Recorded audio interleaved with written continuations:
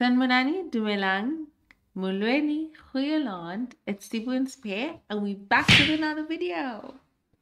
So, I came across a video of a girl, but she basically said we should discuss, the anti-blackness in colored communities. Basically, how anti-black colored people are. Let's check it out. Nothing upsets me as much as the anti-blackness in the colored community. Let's talk about this. These days, I've been exposed to so much racism, not just only from white South Africans, but so many colored South Africans. And I think this has just given me such a huge perspective of how big of a problem this is. You know, in our communities, you would hear people making a joke, saying, no, you need to Brazilian your hair. No, you need to do this. No, you need to take away all parts of yourself that make you black in order to fit into white people's standards and European standards. Okay, like I grew up with that narrative, being told that my hair is terrible, being told that I need to relax my hair, and these days being told that I need to Brazilian my hair. But I just realized that that is such a huge take on how much colored people just hate the blackness within themselves and hate the color within themselves. It's like they want to be white so desperately, or they want to gain white people's approval so desperately. It is sickening how I've encountered and experienced more racism from people within the colored community than I have from actual white people. It's disgusting. If you think about like the struggles though, let's also talk about the struggles that they kind of go through, like this girl was highlighting. Like, okay, they've got their own identity now. With this whole obsession of wanting to be white, there's a whole lot of things that people are experiencing. Like, for instance, people like her who you might have the fair skin or whatever, but then your hair is like completely black. Then they'll tease you on that. Oh, they'll say your hair's crus, or things like that. Like we grew up hearing like those terminologies. Like everyone knows that a black girl's hair is crus. Like you've got crus hair, like. So when a colored girl has such hair, then it's always like kind of looked down upon, like, oh, you've got bad hair. They'll go through extremes, like having to like swirl the hair and things like that to try and make it like straight as possible. I can only imagine it was quite a struggle because it's your own community that's kind of making you feel like shit like that. I don't understand it, man. I don't, honestly. I don't understand it. But it's like you don't want to be like a black person. You don't want to be like a darkie.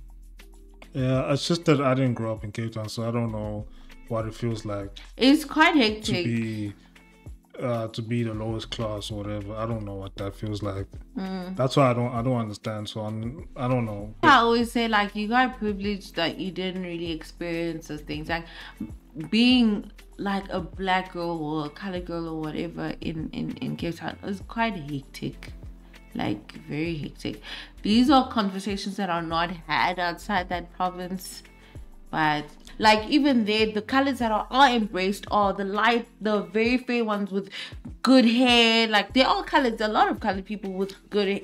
Okay. Let me say good hair. I'm gonna say good hair. I'm not saying that it's necessarily good hair, but in the context of how we're speaking, there's the fair ones with the silky hair or the good hair or whatever, and then there's ones that might be fair but have really black hair, or they're not fair at all. They really look black, but they're just colored. Okay, so they've kind of made like a hierarchy. So we kind of also swooped in it because there's this hierarchy that's going on in Cape Town that it's like. Whoa. So it's something that was made by white people. It was kind of. I feel like it's a product of like apartheid, I'd say. Yes, and that like the white people yes, like it's just incentivize. that Cape Townians are not letting go of it. Yeah, I'm saying like the white people incentivize. Yes. The colors that had more of the white qualities. Yes. They were deemed more. They got more. They were like more, preference. They got and more. stuff. Yeah. You see it even in schools, like of how much are accepted. Like, first of all, schools work like this in Cape Town. The schools literally go in that hierarchy. The worst schools in terms of education and, you know, like infrastructure and all of that and facilities and things like that are black schools. Then literally the colored schools are in the middle. So it's like, and then the white schools are there. I'm talking even a public white school. It's like a private white school. You know what I mean? And then like the colored schools, you know, like you have your really bad ones that could be entry sort of level to the black school standards, but that's how it is. The black schools are really, really bad. And it's almost like the government even like helps in that order. Do you understand what I'm saying? So it's like, well, something would have been done about that over the years if really we wanted to let go of this ranking system. But it's like the way things are designed, where black people stay in Cape Town is where they've stayed for years. You know, for a black person to progress in life, you literally progress to a colored level in Cape Town, and then it's like you move into a colored community as well that you're not accepted in, because it's like, well, hell, what? You know, it's crazy in Cape Town. It's really, really crazy. I don't think we put into our mind like what is really going on there, but it's insane. Yeah, it's, I don't know. When you come to another province, or you have experience of another province, you actually understand how toxic it is there. But then when you're there and it's all you know, you just learn to kind of mind your business. Black people have learned to mind their business, mind where they're at, you know. Yeah. So Cape Town is like, or the Western Cape province in general, is just like, it's still apartheid. It's still apartheid. It's still apartheid. Everything is still segregated. It's still apartheid. Everything is still racist. Yeah, the integration is very superficial and very like, you'll see it a little bit in terms of like, oh, the schools, like when if you are a black kid that goes into, you have token people, that goes into like these white schools, just meet the quota. Absolutely. I'll be quite honest with you, in my primary school, well, I went to two different primary schools. One was what we called a white school, and then the second one was a colored school. So the first one, in my grade 1 class, I would swear I was like the only black child. So they literally have like those questions. You can actually see it. I don't know if they did it intentionally, but it was obviously very intentional. But like, there would be a black child, and then there'd be maybe 2 colored, then Indian, like, you know, they would never put the black children all in one class, or they'll split them across. Like, maybe they'd say we're taking like 4 black kids because there's 4 classes, so just 1 in each class. And then maybe as the years go, they'll put another one, so there's like 2 nyana in a class and things like that. So I don't know how things are now. Maybe there's more integration, or like, but yeah, I doubt it. Yeah, I completely grew up in a very different environment where yeah, we didn't have these problems, so I cannot relate. For me, I just feel like your school had a lot of like black and Indian people. Yes. Like mixture. Yes. And I went to like a predominantly Afrikaans primary school. It was predominantly Afrikaans. Afrikaans is in like Boer Afrikaans. Yes. The school's name is in Afrikaans. Yes. Like first language Afrikaans, all that stuff like that. Yeah. But there was more black people. There was more black kids in there than actual Afrikaans kids. Interesting. So we never had none of these problems. Like, race wasn't a thing. Like, we were chilling with the white kids. We were chilling with them easy. I had a good friend. My grade 1, grade 2, he was white. I mean, we were were chilling them too. It's not. I never felt among the kids. It wasn't. Yeah, to be like honest, growing up, I never felt it like that. I never felt with the issues I'm being. It's only like when I get when I got older that okay, I'm becoming more aware of these things. But growing up as a kid, it was nice. I was chilling with the Indians, chilling with the white kids.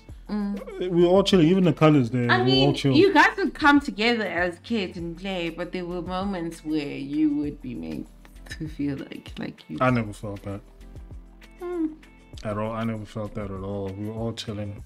We were all just chilling. Yeah, it's sad. And funny enough, next year is going to be 30 years deep into our democracy. Yo, and this is what we have to show for it. It's kind of disgusting. And things are still quite bad. Things are still almost as bad as they were in 1994 there. It just shows you people are cruel, man. It's a cruel. Yeah, it takes time. They say to undo and deprogram. Yeah, undo like decades of oppression and all indoctrination that. And all it's of gonna that. It's gonna take a while. Yeah. It might even take decades as well. But you must see some progress, man. In Cape Town, there's no progress. At least in Joburg. No, Cape Town, there's no progress. In Joburg, you don't have this thing about like you don't feel like everything's about race. Yeah. People like people just come together. Yeah. Like this is what I'm saying. Like it was a breath of fresh air to see the colored people in Joburg. Like so different. So different. And I remember there's a girl who tried to say something about like, yo, colored people from Cape Town, you must go see other places in the world, man. You know, maybe you might start thinking differently. And I think they bashed her or something like that, or I don't know. Yeah, I think they did, yeah. But, yo. That's all I'm going to say. It's tragic, but this is where we are. You guys let us know what you think about this whole situation. Yep. Don't forget to like, subscribe. And keep watching. Goodbye. We'll check you guys in the next one.